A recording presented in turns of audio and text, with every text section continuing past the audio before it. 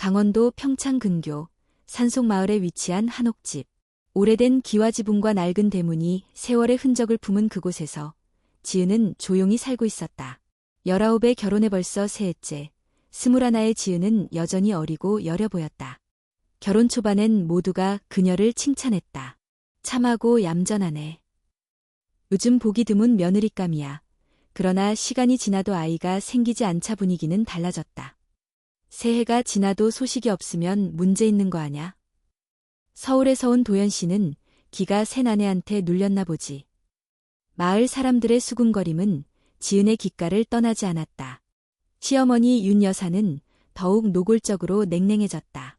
우리 집안은 대대로 첫 해에 아이가 생겼다는 말을 반복하며 전통 한약부터 사찰 기도까지 강요했다. 지은의 남편 도연은 대형 건설사에 근무하는 현장 소장으로 주로 서울과 부산을 오갔다. 한 달에 집에 머무는 날은 기껏해야 사흘 남짓. 그마저도 그는 대부분 시간을 휴대폰과 TV에 쏟았다. 나 피곤해. 얘기는 나중에 하자. 왜 그렇게 예민해졌어? 요즘 이상해. 지은은 말수가 줄었다. 조용히 집안일을 하고 정해진 시간에 밥을 차리고 대답 없는 대화에 익숙해져 갔다. 사랑은 없고 애정도 없는 결혼 생활.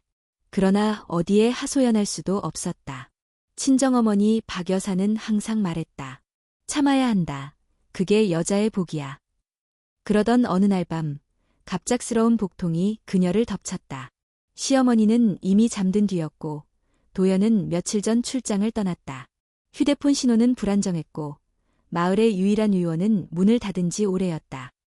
몸을 움켜쥐며 대문을 열고 나온 지은은 비틀거리며 골목길을 지나 마을 끝자락에 위치한 한 집 앞에 섰다. 대문 앞의 이름표에는 강 선생님이라고 적혀 있었다. 그는 마을에서 몇 안 되는 혼자 사는 노인이었다. 전직 국어교사였고 은퇴 후 조용히 마을로 내려와 텃밭을 가꾸며 살아가는 사람. 대화를 나눠본 적은 없지만 지은은 본능적으로 그를 떠올렸다. 두드리는 손이 떨렸다. 문이 열릴까 반신반의했으나 곧 불이 켜지며 안에서 조심스레 문이 열렸다. 이 밤에 무슨 일이에요? 지은은 그 자리에서 털썩 주저앉았다. 배가 너무 아파서요. 강 선생은 말없이 그녀를 부축해 안으로 들였다. 따뜻한 보일러가 깔린 온돌방에 그녀를 눕히고 부엌에서 생강차를 끓여왔다. 은은한 향과 따뜻한 온기에 그녀의 긴장이 서서히 풀렸다. 요즘 잘 지내요? 네. 그렇게는 안 보여요. 짧은 대화 속에서도 지은은 이상하게 마음이 편해졌다. 마치 오래된 친구에게 털어놓듯 그녀는 처음으로 자신의 이야기를 꺼냈다. 결혼하고 제 삶이 제 것이 아니게 됐어요. 누군가의 딸이자 며느리고 아내인데 아무도 제 마음은 묻지 않아요. 강 선생은 아무 말 없이 들었다. 고개를 끄덕이며 찻잔을 다 마신 그녀에게 담요를 덮어주었다. 그날 이후 지은은 가끔씩 강 선생의 집에 들렀다. 시어머니의 눈을 피해 조심스럽게. 이유는 그저 김치를 갖다 주거나 정원에 물을 주겠다는 핑계였다. 처음엔 어색했지만 점차 대화는 길어졌다. 책 이야기, 날씨 이야기, 마을의 역사, 그리고 지은의 어린 시절 이야기까지. 지은 씨는 책을 좋아하는군요. 예전에 작가가 되고 싶었어요. 지금은 그냥 꿈일 뿐이지만요. 강 선생은 오래된 책장 한 켠에서 손때 묻은 시집 한 권을 꺼내 건넸다. 이건 제가 가장 아끼는 책이에요. 지금 당신에게 어울릴 것 같아서요. 지은은 말없이 받아들고 그날 밤 처음으로 미소를 지었다. 그녀의 삶에 조용한 변화가 찾아오고 있었다. 차가운 한옥의 복도, 반복되는 일상 속에서 잊혀졌던 감정. 누군가가 자신의 존재를 사람으로 바라봐 준다는 감각. 하지만 그 감정이 어느 날 자신도 모르게 가슴을 두드리기 시작했다. 그리고 그녀는 알게 되었다. 이 감정이 사랑인지 아닌지는 중요하지 않다는 것을.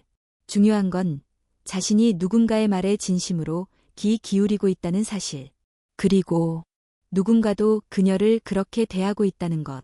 계절은 천천히 겨울로 향하고 있었다. 지은은 몰랐다. 그 겨울이 자신의 삶을 완전히 뒤흔들 폭풍의 시작이라는 것을.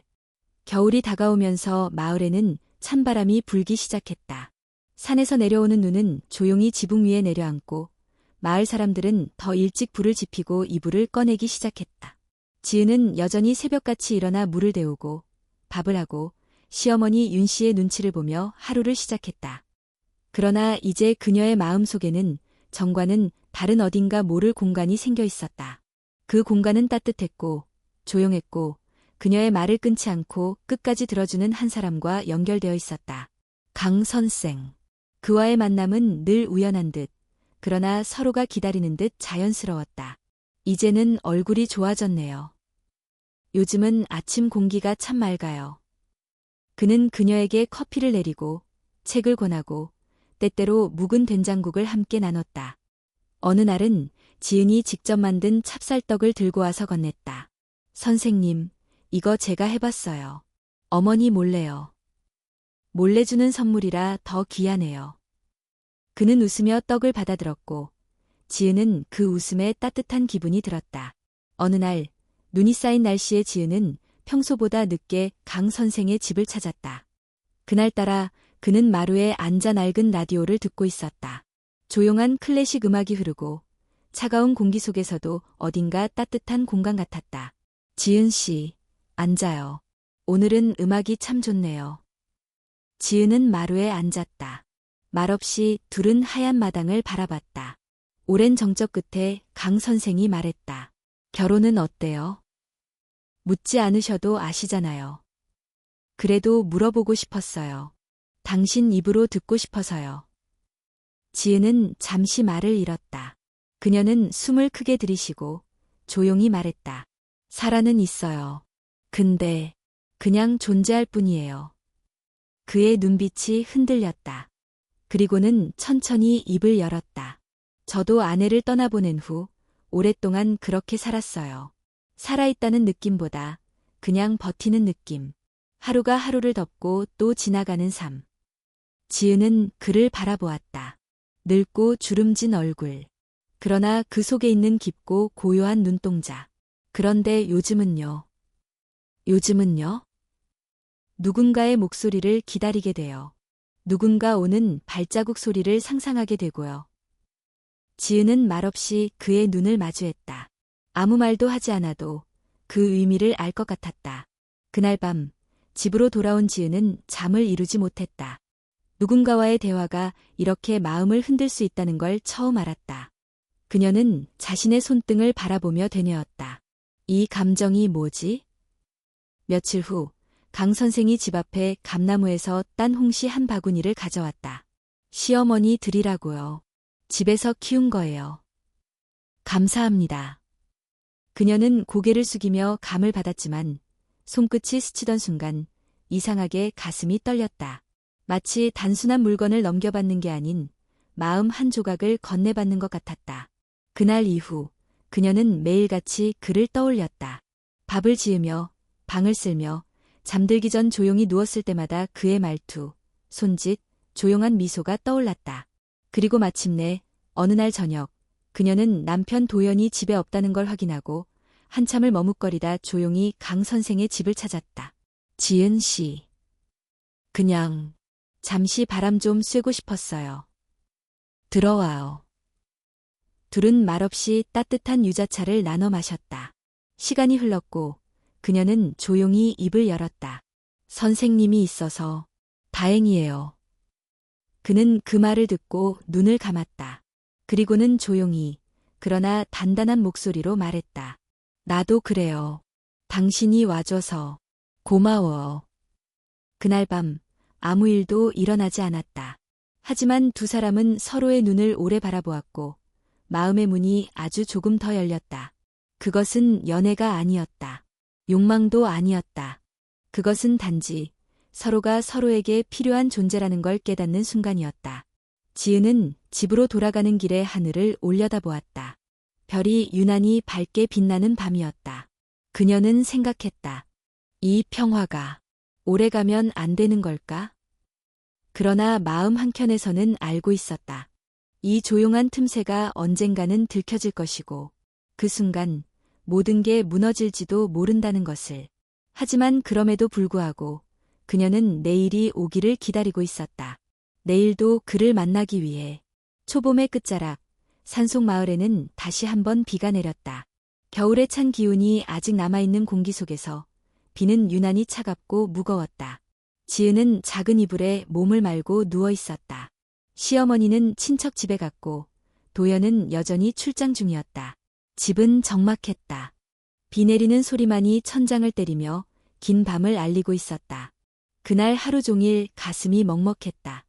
설명할 수 없는 불안감과 허전함이 가슴에 내려앉아 있었다. 머릿속에는 며칠 전 강 선생의 말이 자꾸 떠올랐다. 당신이 와줘서 고마워요. 그 한마디가 자꾸만 그녀의 마음을 두드렸다. 그 순간의 눈빛, 따뜻한 찻잔, 말없이 건넸던 미소. 지은은 결국 이불을 꺾고 일어났다. 우산을 챙기고 슬리퍼를 신은 채 조심스럽게 대문을 나섰다. 골목길을 따라 걷는 동안 비는 점점 거세졌다. 발목까지 젖었지만 그녀는 돌아서지 않았다. 강 선생의 집 앞에 도착했을 때 마당의 전등은 꺼져 있었고 창문 너머 불빛도 보이지 않았다. 그녀는 잠시 망설이다가 조심스레 대문을 두드렸다. 선생님, 계세요? 아무 대답이 없었다. 다시 한번 조금 더 큰 소리로 불렀다. 저예요. 지은이에요. 잠시 후 안쪽에서 인기척이 들렸고 문이 열렸다. 강 선생은 파란색 카디건 위에 얇은 조끼 하나를 걸친 채 놀란 얼굴로 서 있었다. 이 비 오는 밤에 무슨 일이에요? 그냥 무서워서요.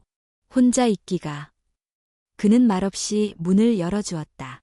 지은은 축축이 젖은 우산을 접고 안으로 들어갔다. 안은 조용했고 따뜻했다. 장작 난로에서 은은한 불빛이 번지고 있었고 테이블 위에는 반쯤 읽힌 책이 놓여 있었다. 그는 그녀에게 수건과 여벌의 티셔츠를 건넸다. 이걸로 닦고 옷 갈아입어요. 감기 걸려요. 감사해요. 지은은 욕실로 들어가 옷을 갈아입고 나왔다. 강 선생은 이미 주방에서 유자차를 끓이고 있었다.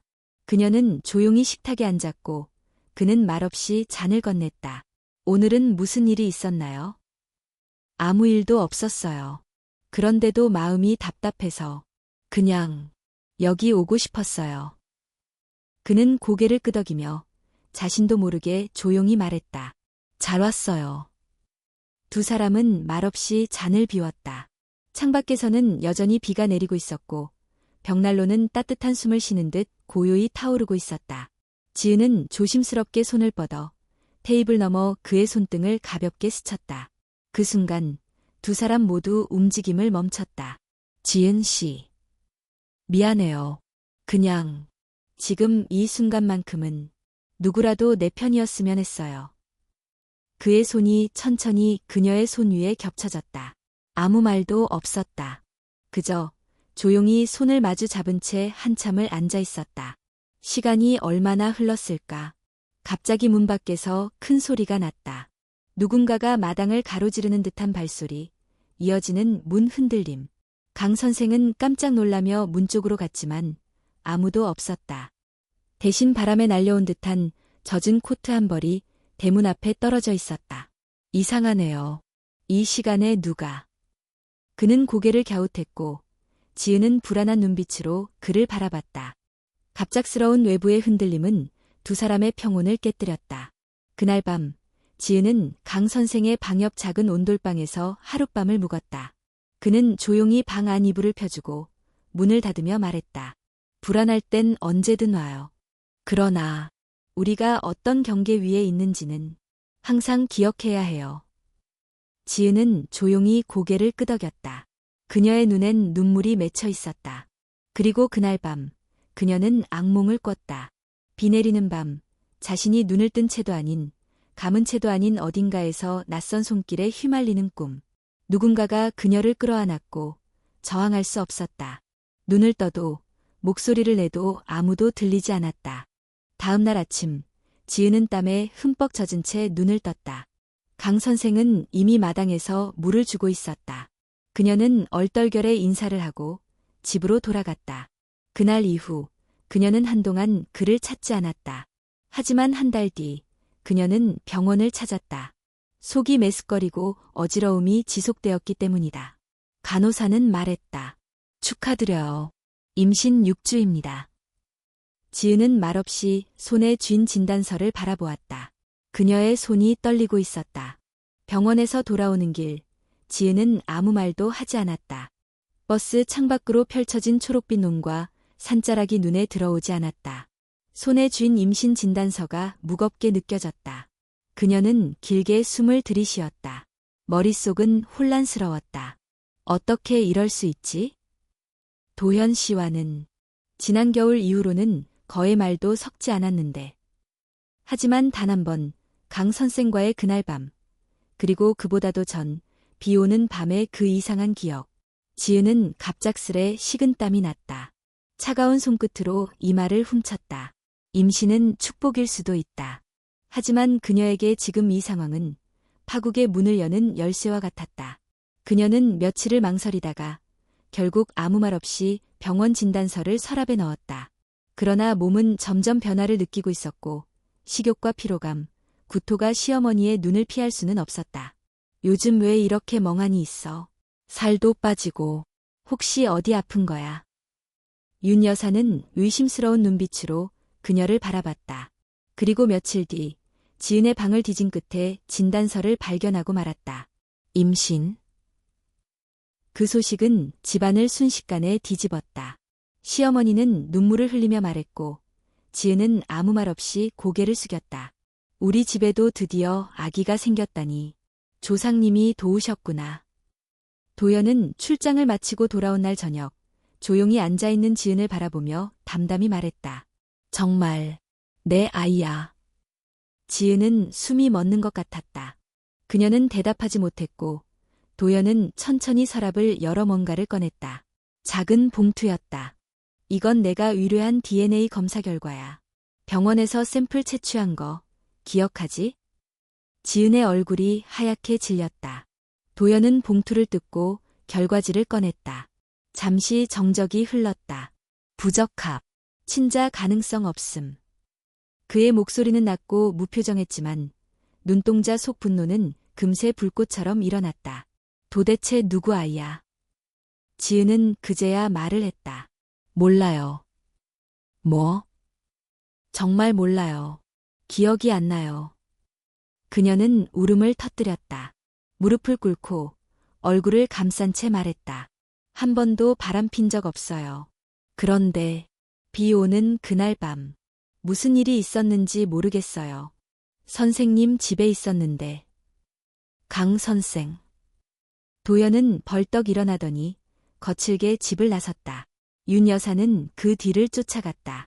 그날 밤 마을 전체가 뒤숭숭했다. 도연은 사람들을 모아놓고 강 선생의 집 앞에서 고함을 쳤다.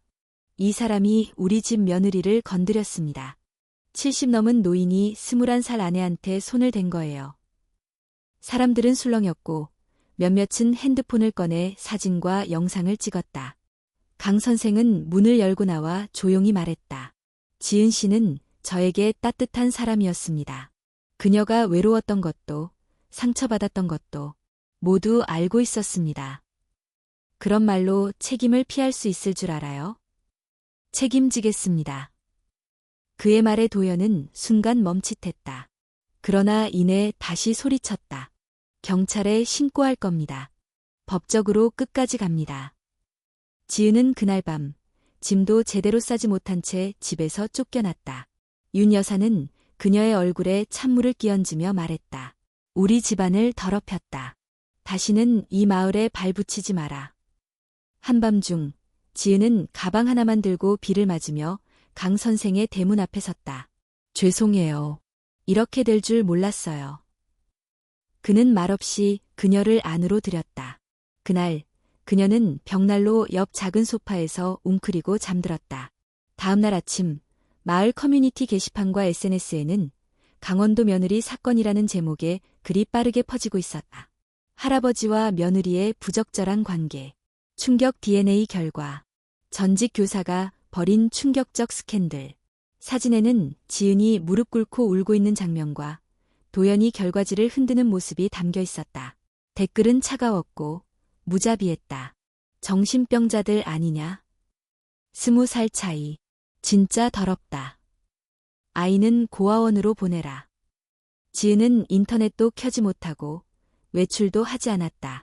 벽에 몸을 기대고 하염없이 울기만 했다. 그러나 강 선생은 그녀 곁을 떠나지 않았다. 매일 아침 죽을 끓여주고 다정한 눈빛으로 말했다. 지은 씨, 나도 두렵습니다. 하지만 우리가 함께 버틴다면 언젠가는 이 어둠도 지나갈 겁니다. 그 말에 지은은 고개를 들었다. 그 눈빛 속에는 어떤 확신이 있었다. 그러나 둘 다 몰랐다. 이 폭풍이 이제 막 시작되었다는 것을. 시간이 흐르면서 마을의 수군거림은 더 이상 마을 안에만 머물지 않았다. 인터넷 커뮤니티, 지역 뉴스, 심지어 종편 방송사까지 강원도 며느리 사건이라는 이름으로 사건을 다루기 시작했다. 70대 노인과 20대 며느리의 충격적 관계, DNA 검사로 드러난 불륜, 전직 교사의 두 얼굴, 아이의 아버지는 누구인가. 기사는 과장과 왜곡으로 가득했고 자극적인 사진과 헤드라인은 클릭수를 올리기에 충분했다. 지은은 더 이상 밖에 나갈 수 없었다. 집 근처 마트에만 가도 수군거림과 노골적인 시선을 피할 수 없었고 모르는 번호로 협박 메시지가 쏟아졌다. 더럽다. 네 같은 년은 사회에서 없어져야 돼. 그 아이는 악마의 자식이다. 강 선생의 집 대문에는 빨간 스프레이로 변태, 망신이라는 낙서가 그려졌고 어느 날 새벽에는 누군가가 계란을 던져 유리창이 깨졌다. 마을 이장은 결국 그를 찾아와 말했다. 선생님, 이제는 떠나주셨으면 합니다. 마을 분위기가 너무 험악해졌어요. 강 선생은 말없이 고개를 숙였다. 떠나야 할 때가 가까워졌다는 걸 알고 있었다. 그러나 지은을 두고 떠날 수는 없었다. 그는 지은에게 말했다. 우리가 여기서 나가야겠어요. 어디로요? 서울 근처 외곽에 예전에 친구가 운영하던 작은 주택이 있어요. 당분간은 거기서 머무르죠. 짐은 많지 않았다. 옷 몇 벌과 책, 그리고 지은의 초음파 사진이 담긴 작은 파일. 이삿날 아침, 마을 입구에는 기자들이 몰려 있었다. 차량 앞을 가로막고 플래시를 터뜨리며 소리쳤다. 강 선생님, 아이의 아버지가 맞습니까? 지은 씨, 후회하지 않으세요? 두 분은 정말 사랑하십니까? 지은은 고개를 숙였고 강 선생은 단호하게 대답했다. 우리는 죄인이 아닙니다. 사랑을 한 것입니다. 당신들이 생각하는 그런 저속한 것이 아니라 사람과 사람 사이의 이해와 책임, 그런 마음으로 함께 하고 있습니다.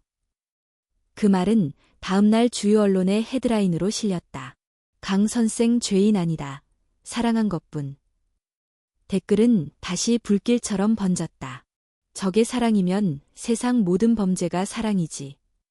참 잘도 포장하네. 자기 손녀뻘이랑. 아이 불쌍하다. 태어나기도 전에 인생 망했다. 하지만 그들에겐 선택지가 없었다. 누가 이해하든 비난하든 둘은 함께 버텨야만 했다. 서울 외곽의 작은 단독주택은 오래됐지만 조용했다.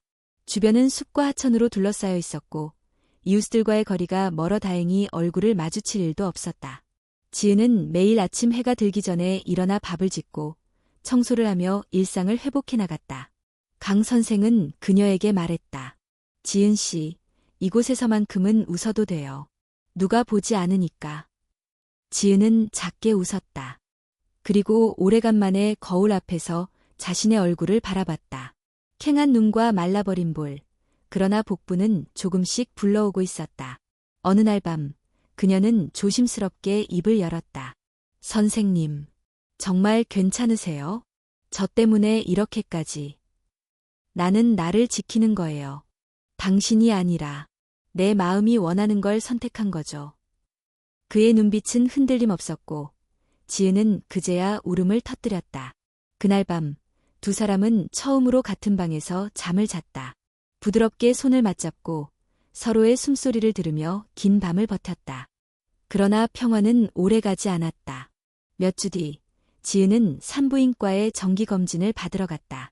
의사는 그녀를 진지한 표정으로 불렀다. 지은 씨, 아이는 잘 자라고 있어요. 그런데 조금 이상한 점이 있습니다. 이상한 점이요? 의사는 조심스럽게 설명을 이어갔다. 정확한 이야기를 위해선 정밀 유전자 검사가 필요합니다. 추천드리고 싶습니다. 검사 결과는 일주일 후 나왔다. 의사는 조심스럽게 서류를 펼쳐들고 말했다. 강 선생님과 아이는 유전적으로 아무런 관계가 없습니다. 지은은 혼란스러웠다. 그럼 아이의 아버지는 누구인가요? 그건 저희가 말할 수 없습니다. 다만 이전에 환자분이 말하신 기억나지 않는 밤이 있다면 그때 무언가가 있었을 가능성도 있습니다.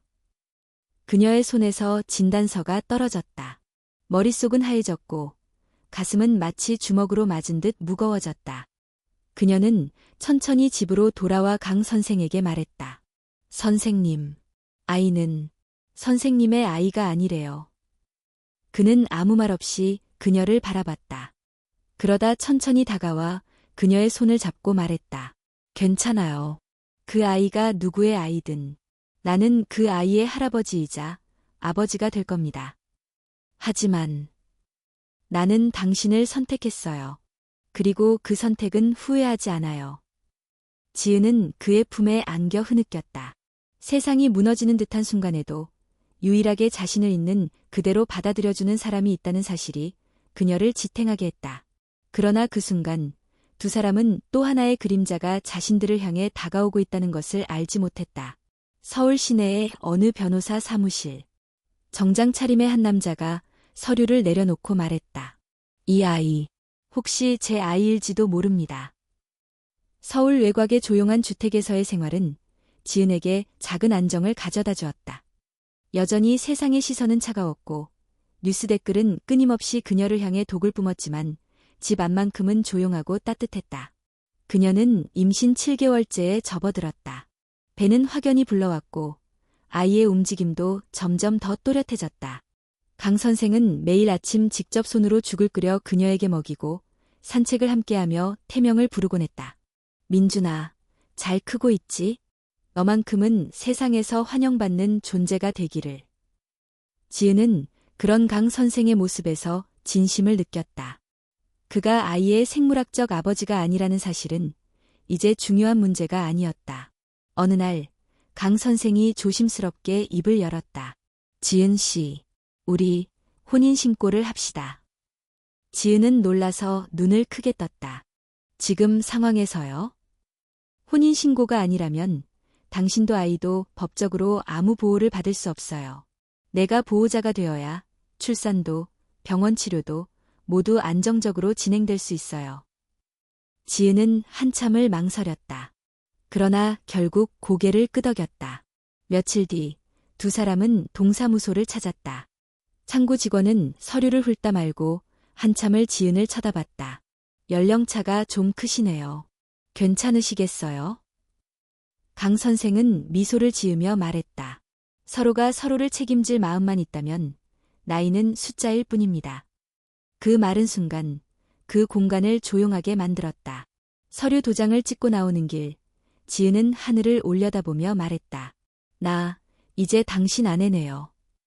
그리고 아이의 어머니죠. 그날 밤 강 선생은 오래된 나무 상자에서 낡은 반지 하나를 꺼내 그녀의 손에 끼워주었다. 이 반지는 내 아내가 생전에 주고 간 마지막 선물이에요. 당신에게 물려주고 싶어요. 지은은 눈물을 참지 못하고 그의 품에 안겼다. 작은 결혼식은 근처 작은 절에서 조용히 치러졌다. 신부복도, 손님도, 축가도 없는 결혼식. 단지 두 사람과 절주지 스님, 그리고 낡은 나무 향로에서 피어나는 향 연기만이 있었다. 스님은 조용히 말했다. 이 인연은 업에서 비롯된 것이 아니라 선택에서 비롯된 것입니다. 세상이 어떤 판단을 내리든 그대들은 그 선택의 무게를 견뎌야 할 것입니다. 그 말은 축복이면서도 경고처럼 들렸다. 며칠 후 지은은 강 선생의 제안으로 태교 일기를 쓰기 시작했다. 매일 밤 민준에게 편지를 쓰듯 글을 썼고 그것은 그녀에게 마음을 정리하는 시간이 되었다. 그날 밤 지은은 일기장에 이렇게 적었다. 민준아, 세상이 널 어떻게 바라보든 나는 널 있는 그대로 사랑할 거야. 내가 누구의 피를 물려받았든 넌 나의 아이야.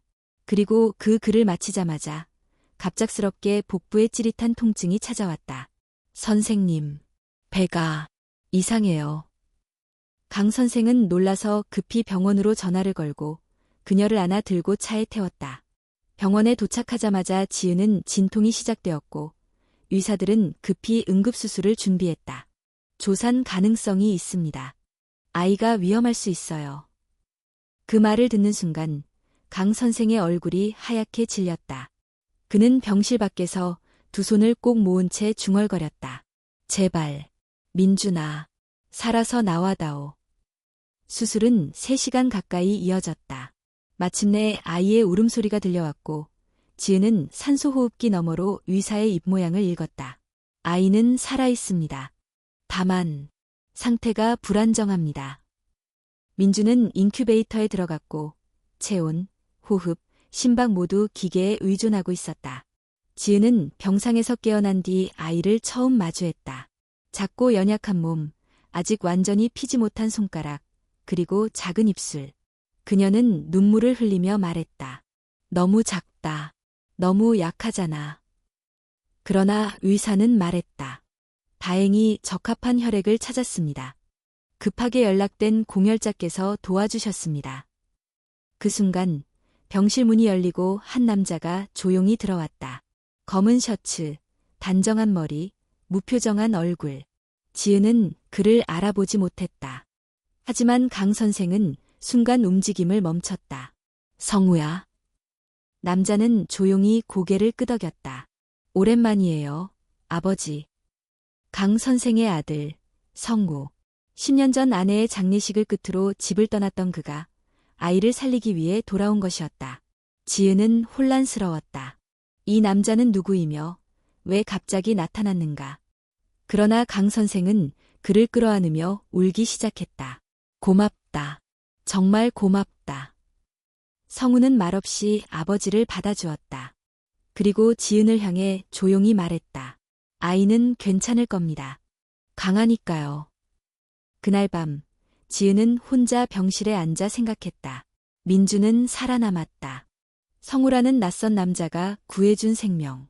하지만 그녀는 아직 모른다. 이 남자가 앞으로 그녀의 삶에 어떤 파장을 일으킬지. 그리고 그 파장은 그녀가 다시 한번 인생 전체를 흔들리게 할 선택을 앞두고 있다는 것을. 민주는 서서히 안정을 찾아가고 있었다.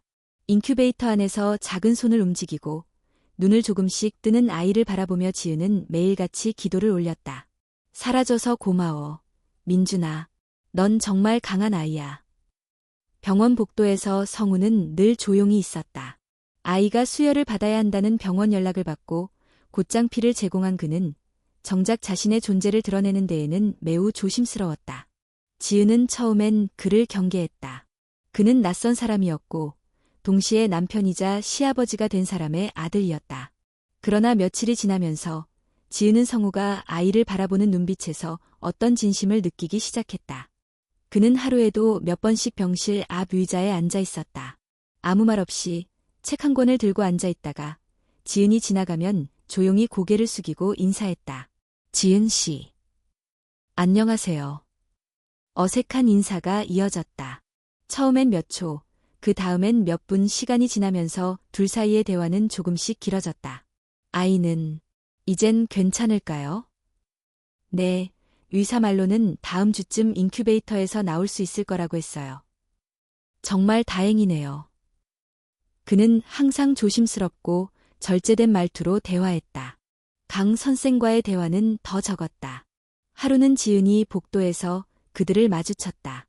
두 사람은 창밖을 바라보며 말없이 서 있었고 지은은 그 풍경 속에 무언가 오래된 균열이 있음을 느꼈다. 강 선생이 먼저 입을 열었다. 그날 널 보내지 말았어야 했는데 아버지는 엄마가 돌아가신 날 이미 나를 놓으셨죠. 그게 아니란다. 하지만 저는 그렇게 느꼈어요. 그 이후로 단 한 번도 연락이 없었으니까. 지은은 뒤돌아 나왔다. 그 대화는 두 사람만의 몫이었다. 며칠 뒤 민주는 인큐베이터에서 나왔다. 작지만 온전한 생명체로 안긴 아들을 품에 안고 지은은 또다시 눈물을 흘렸다. 성우는 그 모습을 멀리서 바라봤다. 그리고 그날 밤 처음으로 지은에게 직접 커피를 건넸다. 이거 진하게 탔어요. 밤샘 중이라고 들었어요. 고맙습니다. 지은은 망설이다가 물었다. 왜 저희를 도와주세요? 아이가 위험하다는 건 알지만 그래도. 성우는 잠시 말이 없었다. 그러다 조용히 입을 열었다. 아버지가 당신을 선택한 순간부터 저는 그 선택이 어떤 책임을 갖는지 생각했어요. 그리고 아이는 생명이잖아요. 어떤 이유로든 버려질 수 없는. 그 말은 지은의 마음을 조금씩 열게 했다. 며칠 후 민준이 첫 예방접종을 받는 날, 강 선생은 허리 통증으로 병원에 함께 오지 못했고 대신 성우가 동행하게 되었다. 병원에서 아기를 안고 서 있는 성우의 모습은 너무 자연스러웠다. 간호사는 둘을 부부로 착각했고 지은은 당황하며 아니라고 해명했다. 그러나 그날 밤 지은은 집으로 돌아와 문득 거울 앞에 섰다. 그리고 생각했다. 지금 나와 민준 옆에 있는 사람이 누구지? 며칠 뒤 강 선생이 병원에서 퇴원했다. 허리는 더 나빠졌고 걷는 것도 불편해졌다. 지은은 요리를 하고 아이를 돌보며 병간호까지 했다. 성우는 가끔씩 들러 약을 사오거나 병원 스케줄을 정리해 주었다. 그러던 어느 날 밤 강 선생이 그녀에게 말했다. 지은 씨, 내가 약해지고 있단 걸 느껴요. 아직 괜찮으세요. 민준이도, 저도 선생님 없이는 안 돼요. 그래서 미리 준비해두고 싶어요. 혹시라도 무슨 일이 생기면 민준이를 부탁할 사람을. 지은은 그의 말이 불안하게 느껴졌다. 그런 말씀하세요. 지은 씨, 성우는 괜찮은 사람이에요. 겉으론 차가워 보여도 안엔 따뜻한 마음이 있죠. 그 말에 지은은 아무 말도 하지 못했다. 며칠 뒤 성우가 저녁을 들고 왔다. 셋은 조용히 식탁에 앉아 밥을 먹었다. 민주는 그의 품에 안겨 잠들었고 지은은 조심스럽게 그 모습을 바라보았다. 그리고 불쑥 물었다. 혹시 아이를 안아보고 싶었어요? 성우는 미간을 찌푸리더니 천천히 말했다. 사실은 두려웠어요. 내가 그 아이의 자리에 있어도 되나? 그런 생각이 들어서. 지은은 대답하지 못했다. 하지만 마음속 어딘가가 조금 흔들렸다. 그날 밤 그녀는 오랜만에 태교 일기를 다시 꺼냈다. 민준아, 세상엔 혈연보다 더 진한 인연이 있을 수도 있어. 너를 지켜줄 또 다른 누군가가 우리 곁에 와줄지도 몰라. 그리고 그 다음 날 강 선생은 쓰러졌다. 지은이 응급실로 달려갔을 때 그는 의식을 잃은 상태였다. 의사는 말했다. 심각한 허리 골절과 신장 이상이 있습니다. 수술이 필요하지만 고령이라 위험합니다. 지은은 눈앞이 캄캄해졌다. 성우는 그녀 곁에서 조용히 말했다. 당분간 병원 일은 제가 맡을게요. 지은 씨는 민준과 함께 있어요. 그녀는 조용히 고개를 끄덕였다. 그러나 머릿속은 복잡했다. 지금 그녀의 곁에 있는 남자. 과거의 상처를 품고 있지만 현재를 함께 살아주는 남자.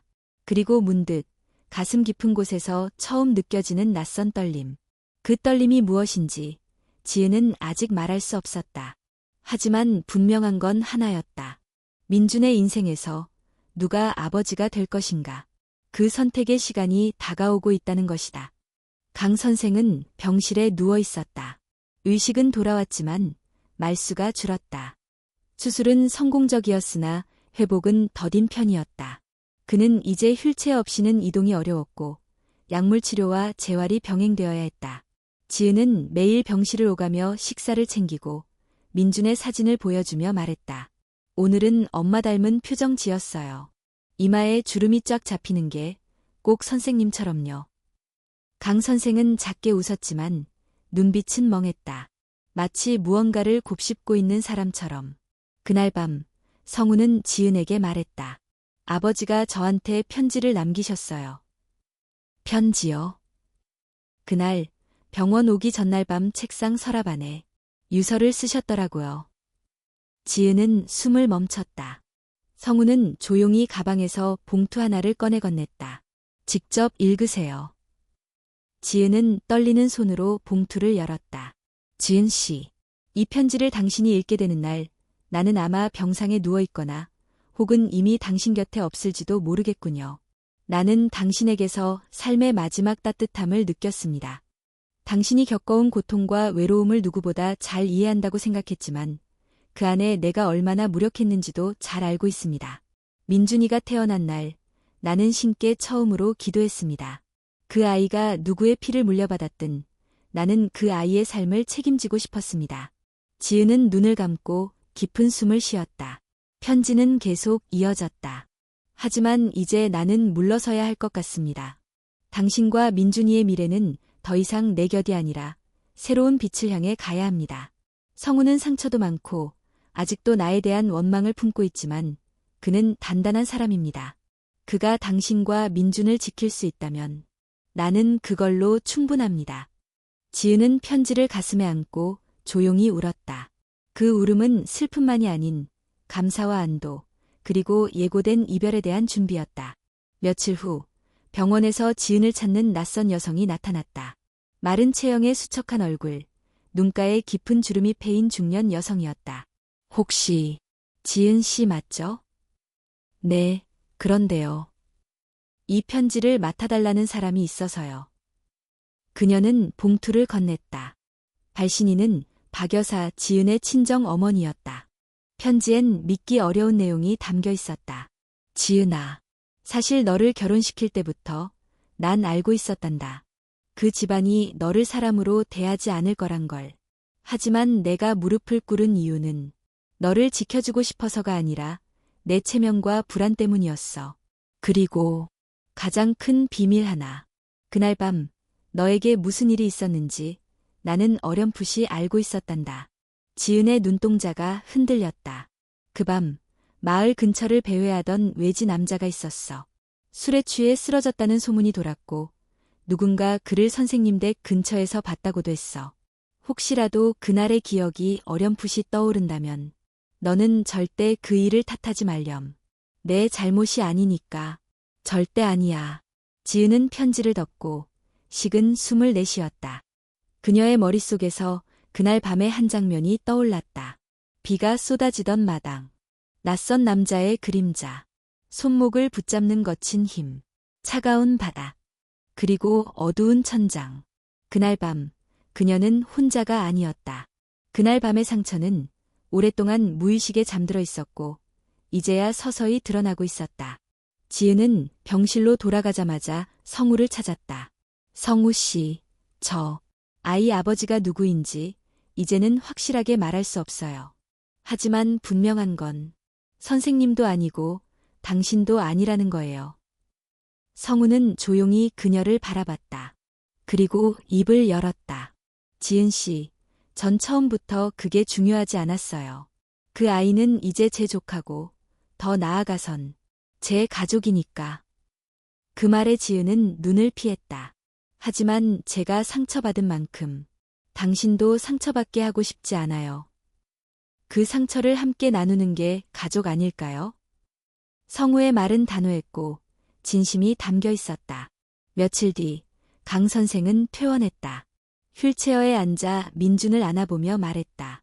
이 아이는 누가 낳았느냐보다 누가 지켜주느냐가 중요하단다. 그날 밤 강 선생은 지은과 성우를 불렀다. 내가 떠나기 전에 정리하고 싶은 게 있어. 아버지, 그런 말 마세요. 듣거라. 첫째, 지은과 민준의 보호자는 앞으로 성우다. 둘째, 내가 가진 모든 재산은 지은과 민준 명의로 이전할 거다. 셋째, 내 장례는 조용히 치러주고 신문에도 알리지 말아다오. 지은은 눈물을 삼켰고 성우는 고개를 떨궜다. 그날 밤 지은은 민준을 재우고 작은 방에 홀로 앉아 있었다. 성우가 조용히 다가와 말했다. 내일 같이 산책할래요? 지은은 망설이다가 고개를 끄덕였다. 좋아요. 그 둘 사이엔 아직 말로 하지 못한 감정이 있었다. 하지만 그 감정은 조금씩, 조용히, 그러나 분명하게 자라고 있었다. 그리고 어느 봄날, 그들은 함께 민준을 안고 걷기 시작했다. 눈앞엔 다시 시작될 길이 있었다. 누구의 아이인가? 그 질문의 답은 이제 중요하지 않았다. 중요한 건 누가 그 아이의 손을 놓지 않을 것인가였다. 봄이 깊어지자 민준은 생후 100일을 맞이했다. 작고 여렸던 손은 조금 더 통통해졌고 울음소리는 점점 또렷해졌다. 지은은 민준을 안고 창가에 서서 햇살을 받았다. 민준아, 너 이제 세상을 좀 더 알겠니? 세상은 아직 쉽지 않지만 엄마는 너한테만큼은 따뜻한 세상을 보여주고 싶어. 민준이 작게 웃는 듯한 표정을 지었다. 성우는 요즘 자주 집에 들렀다. 이유는 명확하지 않았다. 장을 봐준다거나 강 선생의 병원 예약을 챙긴다거나.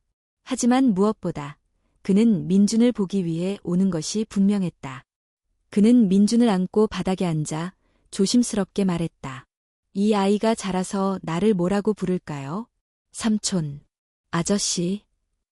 지은은 멍하니 그의 옆모습을 바라보다가 작게 대답했다. 나는 가끔 그런 상상해요. 아이가 커서 묻는 거예요. 아빠는 누구야? 그때 나는 뭐라고 대답해야 할까요? 성우는 아무 말도 하지 못했다. 둘 사이엔 여전히 말로 설명되지 않는 선이 있었다. 가까워졌지만 아직 손을 뻗지 못한 거리. 며칠 후, 강 선생은 지은을 따로 불렀다.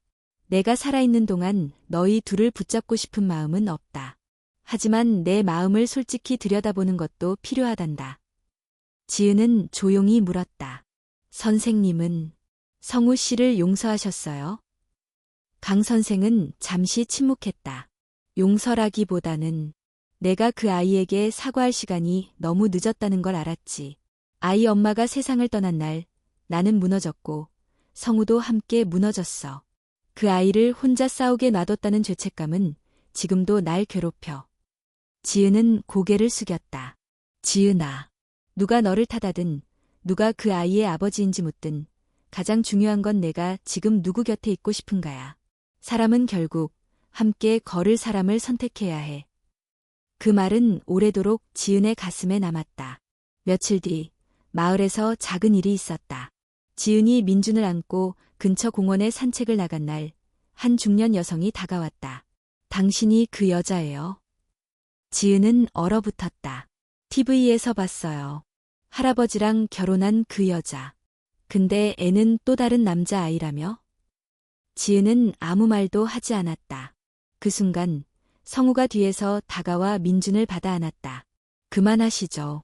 당신이 상처 준 사람, 그 상처 돌려받을 겁니다.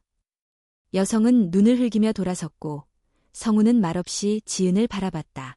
지은 씨, 언제까지 이렇게 도망치며 살 거예요? 지은은 울먹이며 말했다. 그게 나도 모르겠어요. 미안해요. 당신까지 상처받게 해서. 나는 상처받아도 괜찮아요. 당신이 나를 받아줄 수 있다면. 그 말에 지은은 눈을 감았다. 마음은 이미 오래전부터 흔들리고 있었다. 하지만 그 흔들림을 선택으로 옮기는 건 늘 시간이 필요했다. 그날 밤, 지은은 혼자 앉아 사진첩을 꺼냈다. 임신 중 찍은 초음파 사진, 민준의 첫 울음, 병원에서의 모습, 그리고 함께 웃고 있는 성우의 얼굴. 그 순간 그녀는 결심했다. 다음 날 지은은 아침 식사를 준비하며 성우를 불렀다. 오늘 잠깐 산책 어때요? 둘은 민준을 유모차에 태우고 조용한 숲길을 걸었다. 봄바람이 살랑거렸고 새소리가 귓가를 간지렸다. 잠시 후 지은이 조심스레 입을 열었다. 나 당신 곁에 있고 싶어요. 성우는 걸음을 멈췄다. 지금 하는 말 후회하지 않을 거예요? 후회는 이미 너무 많이 했어요. 이제는 선택하고 싶어요. 당신을. 그 순간 민준이 작게 소리를 냈고 성우는 그 아이를 향해 다가가 손을 잡았다. 세 사람은 그렇게 말없이 다시 걸었다. 그리고 며칠 뒤 강 선생의 병세가 악화되었다. 병원으로 옮겨진 그는 조용히 마지막 시간을 준비하고 있었다. 지은과 성우는 병실 옆을 지켰고 민주는 품 안에서 잠들어 있었다. 강 선생은 숨을 고르며 말했다. 나는 좋은 남편도 좋은 아버지도 아니었지만 좋은 어른이 되고 싶었다. 너희 셋을 보니 이제 조금은 그런 어른이 된 것 같구나. 그는 성우의 손을 잡았다. 아들아, 나 대신 지은과 민준을 지켜다오. 성우는 고개를 숙이며 대답했다. 네, 아버지. 강 선생은 마지막으로 민준의 얼굴을 바라보며 웃었다. 이 아이, 참 예쁘구나. 살면서 어떤 길을 가든 두려워하지 않게 해주렴. 그리고 조용히 눈을 감았다. 장례는 소박하게 치러졌다. 지인 몇 명만 참석했고 언론에도 알리지 않았다. 유골은 마을 뒤편 작은 산에 뿌려졌다. 며칠 뒤 지은과 성우는 민준을 안고 그 자리를 찾았다. 바람이 불었고 나뭇잎이 속삭이듯 흔들렸다. 선생님, 잘 계시죠? 우리 이제 앞으로 나아가요. 그 말과 함께 세 사람은 산길을 천천히 내려왔다. 이제 그들에게는 하나의 질문만 남아 있었다. 어떻게 살아갈 것인가? 그 답을 찾기 위해 세 사람은 다시 길 위에 섰다. 함께, 그리고 끝까지. 강 선생이 세상을 떠난 지 1년이 지났다. 지은은 여전히 서울 외곽의 작은 집에서 민준과 함께 살아가고 있었다. 그녀의 하루는 새벽에 일어나 밥을 짓고 아이를 씻기고 책을 읽어주며 흘러갔다. 민준은 이제 걷기 시작했고 엄마라는 단어를 또렷하게 부를 수 있게 되었다. 엄마, 이거 뭐야? 그건 달이야, 민준아. 밤의 하늘에서 반짝이는 거. 아빠는? 지은은 잠시 숨을 멈췄다. 그러곤 조용히 말했다. 아빠는 늘 우리 곁에 있는 사람이야. 민준이를 지켜주는 사람. 그리고 그날 저녁, 민준이 잠든 후 성우가 찾아왔다. 손엔 장미 한 송이와 작은 케이크가 들려 있었다. 오늘 1년째 되는 날이죠. 지은은 고개를 끄덕이며 케이크를 받아주었다. 작은 테이블 위에 초를 꽂고 둘은 조용히 불을 밝혔다. 그 사람은 지금도 우리를 보고 있을까요? 보고 있을 거예요. 지켜보고 웃고 있을 거예요. 그날 밤 성우는 처음으로 지은의 손을 잡고 오래도록 놓지 않았다. 그리고 조심스럽게 물었다. 지은 씨, 이제 우리 가족이 될 수 있을까요? 지은은 놀라 눈을 떴다. 이미 가족이잖아요. 그렇지만 난 당신의 선택을 듣고 싶어요. 의무가 아닌 마음으로서의 선택. 지은은 한참을 침묵하다가 천천히 대답했다. 내 인생에 처음으로 함께 걷고 싶다고 느낀 사람이 있어요. 그게 당신이에요, 성우 씨. 성우의 눈가에 잔잔한 미소가 번졌다. 며칠 후 두 사람은 다시 동사무소를 찾았다. 이전과는 달리 지은은 주저함이 없었다. 서류에 도장을 찍고 나오는 길, 민준이 손을 흔들며 말했다. 이제 우리 진짜 가족이야. 그래, 민준아. 우리 이제 진짜 가족이야. 그 말에 성우는 민준을 안고 하늘을 바라봤다. 봄이었고 벚꽃이 흐드러지게 피어 있었다. 시간은 흘렀다. 지은은 작게 글을 쓰기 시작했다. 엄마의 이름으로라는 제목의 블로그를 운영했고 자신의 경험과 상처, 그리고 회복에 대해 솔직하게 써내려갔다.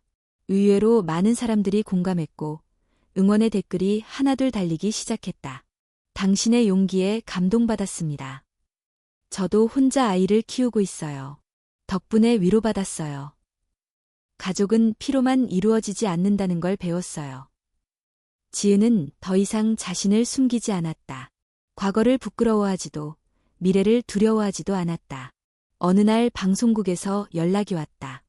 그녀의 글을 보고 인터뷰를 요청한 것이었다. 지은은 망설였다. 하지만 결국 카메라 앞에 섰다. 기자는 물었다.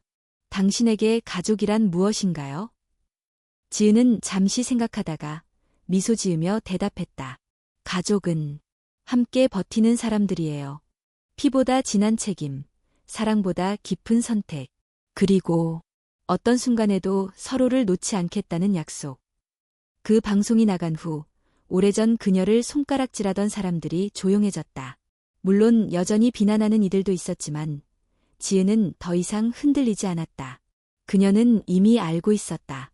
삶은 누군가의 평가로 살아내는 것이 아니라 스스로 선택한 길 위에서 만들어가는 것임을. 몇 달 후 작은 출판사에서 책 출간 제의가 들어왔다. 지은은 망설임 없이 동의했다. 책 제목은 우리는 그렇게 가족이 되었다. 그녀의 글엔 강 선생의 마지막 편지, 성우와의 갈등, 그리고 민중과의 매일이 담겨 있었다. 책이 출간되던 날 서점 앞엔 생각보다 많은 사람들이 모였다. 그녀를 기다리는 독자들, 같은 상처를 가진 엄마들, 그리고 평범한 시민들. 지은은 그들 앞에서 조용히 말했다. 제 이야기는 특별하지 않아요. 하지만 우리가 어떤 상처를 받았든 서로를 붙잡고 살아갈 수 있다면 그게 가족이고 그게 희망이라고 믿어요. 그날 밤 그녀는 민준과 성우의 손을 잡고 집으로 돌아왔다. 문 앞에서 민준이 물었다. 엄마, 오늘은 행복했어? 응, 아주 많이. 그럼 내일도? 내일도 우리 함께니까. 지은은 문을 열었다. 그 안엔 따뜻한 조명이 켜져 있었고 삶이 이어지고 있었다. 삶은 여전히 완벽하지 않았다. 고단하고 때때로 아팠지만 그럼에도 불구하고 그녀는 매일을 선택하며 살아가고 있었다. 이제 그녀의 삶엔 두 개의 이름이 있었다. 상처라는 과거의 이름, 그리고 가족이라는 현재의 이름.